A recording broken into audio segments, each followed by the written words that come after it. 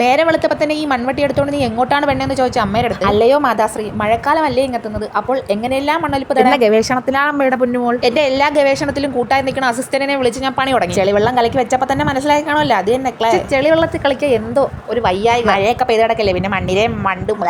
പിന്നെ എന്തുകൊണ്ട് നമുക്ക് കളിമണ്ണിന്റെ ഫാമിലിപ്പെട്ട ഈ ചുടുകല്ലിനെ ഇടിച്ചു പൊടിച്ച ക്ലേ ഉണ്ടാക്കിക്കൂടാ? മറ്റൊന്നും ചിന്തിച്ചില്ല, അമ്മൂമ്മേരെ അമ്മിക്കുഴവി എടുത്തോണ്ട് ഇടി തുടങ്ങി. ഇടിച്ചെടുത്തത് അരിക്കുക, വീണ്ടും അരിച്ചെടുത്തത് ഇടിക്കുക, ഇടിച്ചെടുത്തത് വീണ്ടും അരിക്കുക, അരിച്ചെടുത്തത് വീണ്ടും ഇടിക്കുക. എന്തേലും മനസ്സിലായോ കുട്ടികൾക്ക്? പോരാളിയുടെ വായന്ന് 10 കേട്ടാലും വേണ്ടില്ല, തുടങ്ങി വെച്ച ദൗത്യം പൂർത്തിയാക്കാൻ വേണ്ടിയുള്ള പെടാപ്പാടായിരുന്നു.